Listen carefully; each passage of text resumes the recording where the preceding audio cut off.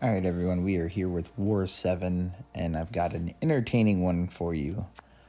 BG2, going to be bringing Captain Marvel, Mr. Negative, and Nick Fury.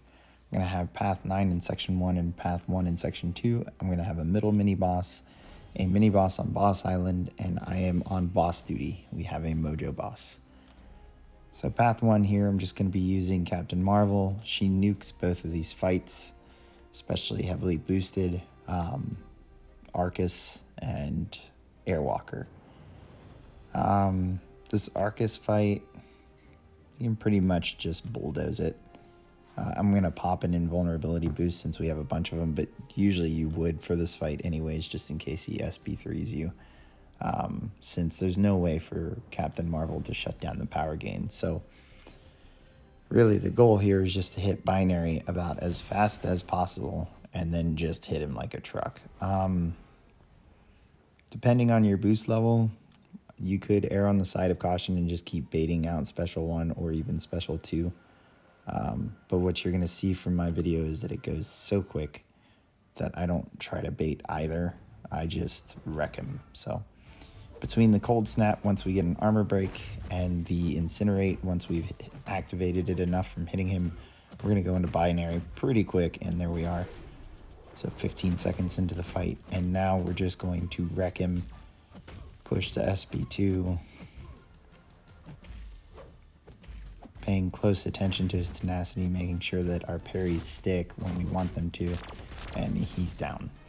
So super easy fight, nothing really hard. This Air Walker, pretty much the same. It has Power Focus 1, however, so he's going to stay at SP1 in the duration of the fight.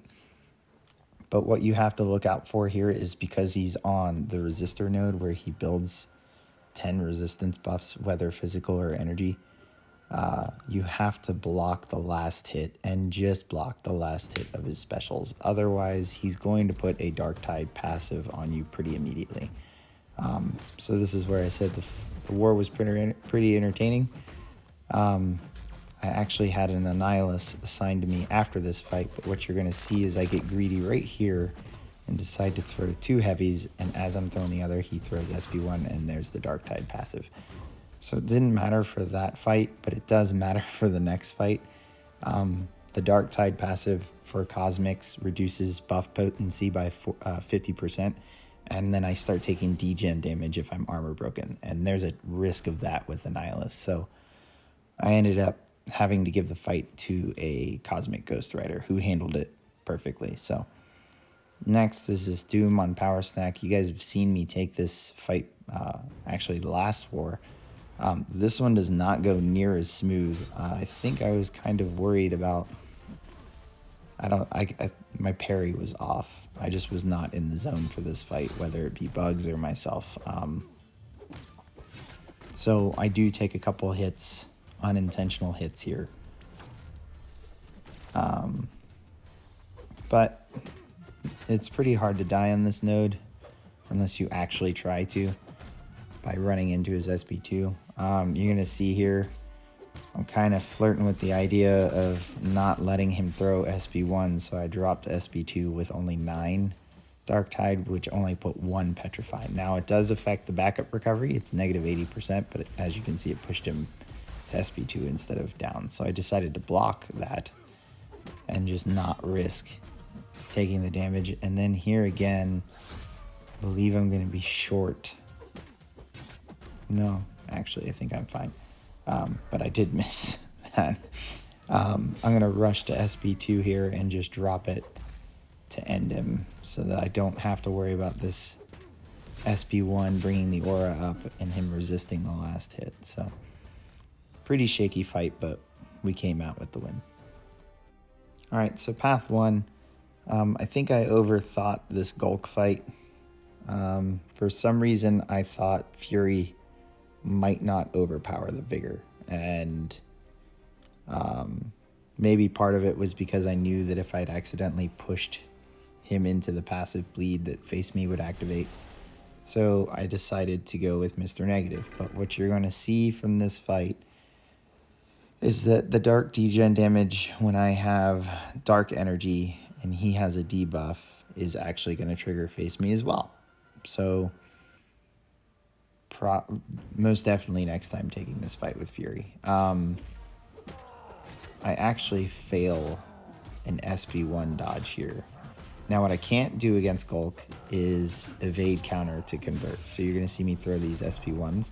The reason I can't do that is the same reason Elsa sometimes isn't good for this fight with her parry evade. He can go unstoppable from his smash and just hit you in the face anyways. And what's even worse, because obviously I did not realize this before the fight started, if he's got face me up, when he does decide to hit me, the damage is going to be pretty big. So you're going to see a cycle of use SP1, throw SP2, paying attention to when he's smashed. You can see we got that one petrify there, but I do have max despair. So the degen is also reversing the healing. So he's down pretty far from just one SP1 or SP2 from the debuffs. And now I'm just I overdid it.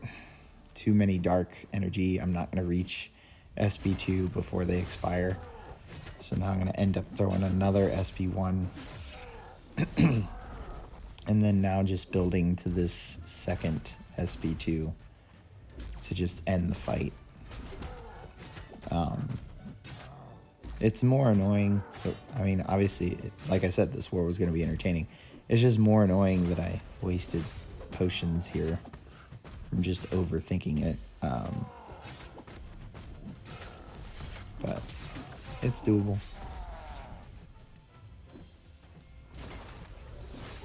Just gotta play it smart. And then there at the end, I added some more potion use by realizing he didn't have smash up, or he had smash up. So, anyways, the main reason I was sent path 1 was for this Manthing on buffet, and this is just like power snack Manthing. This fight is just Mr. Negative all day. This is gonna end so quick and so easily. But just like power snack, buffet, when it tries to activate, causes his sig ability to activate. So Manthing takes damage from trying to nullify any of my buffs, and they don't go anywhere. So you'll see some big red numbers, and that's from that. So we're converting light to dark.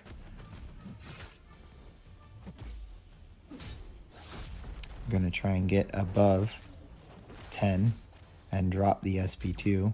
We're going to be well above 10. So we're at 12 now. And now we're going to throw it. And he's just going to tick, tick, tick, tick, tick, all the way down. Fighting casual here. And down he went. Easy peasy.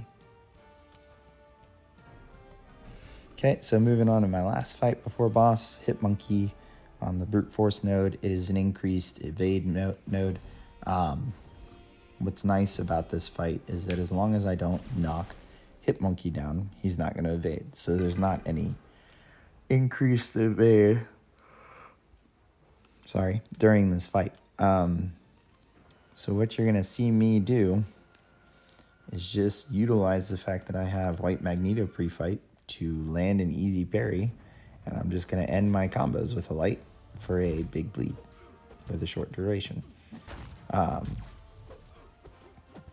I did use an invulnerability boost. My hope is that it lasts to the Mojo fight, which I believe it does, since Hitmonkey has so few hit points. I figured the fight would easily end in 3 minutes. I am going to throw SB1 just so that I can eventually keep his evade in check if I do decide to throw specials or anything else. But as you saw from the SB1, it prevented both of his monkey senses. So we don't have to worry about the evade at all. I am usually very good at dodging his SP1 and retaliating, but I have been caught with a parry here and there, so I just decided to not retaliate it, especially since I don't need it for an opening when we have this White Magneto pre-fight. Fury's not getting used after this fight. There's no potion worry. Even if I lose real Nick, it's not, or if, even if I end up in real Nick, it's not the end of the world, so I just didn't risk retaliating SB1. And down he went, so nice and easy fight. All right, and then moving on to this Mojo boss that I'm going to take with Mr. Negative. This is the second in-season Mojo boss I've fought with Mr. Negative. Third overall. The one I took in the off-season didn't have suicide, so it was actually a real attempt to see how it went. Game plan here, parry to build some light. Use that to get Mojo to throw a heavy to get the opening until he gets the SB1 and then bait the SB1.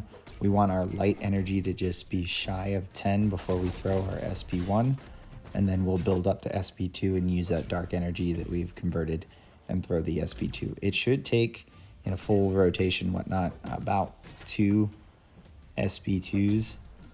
You might end up killing him on the activation of the third.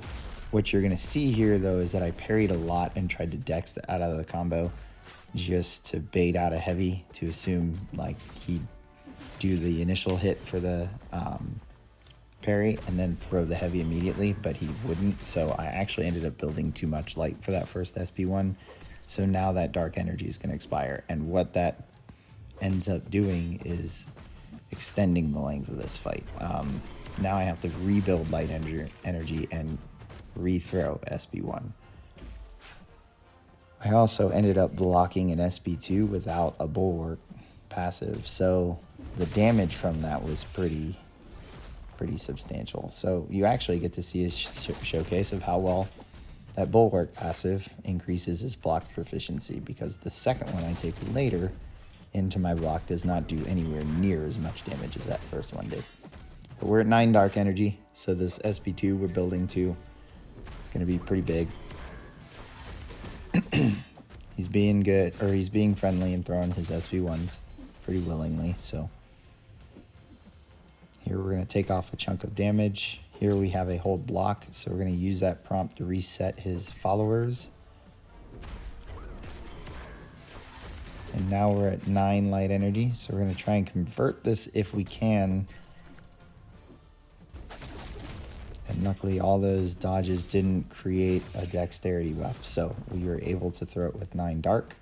So now we're going to build to this second SB2. Here it is, blocking another SB2, not near as much damage as that first one. So just to give you some perspective as to how well Mr. Negative can handle some damage in a boss fight if he needs to block it.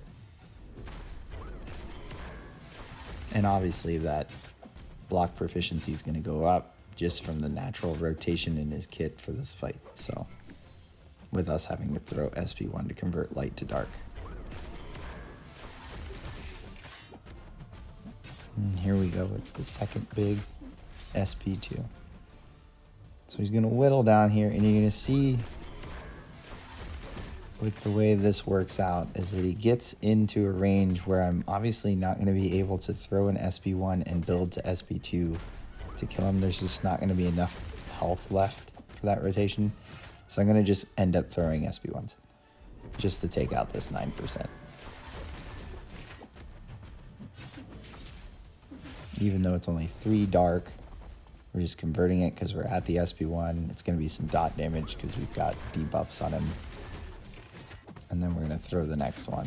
And he's just going to die from our next combo.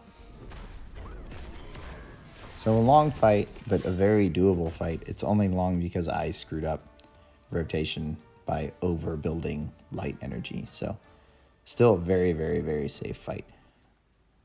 Our battle group got our second donut, which is nice. I think it actually might be the third, but it's the second one while in there. And then our alliance won 5-16. So it was a great war for us. Legion, I heard, was PBT renamed. So they've been in the Masters range from time to time. But it was a dominating war for us. So thanks for stopping by. Keep your eyes out for the next one.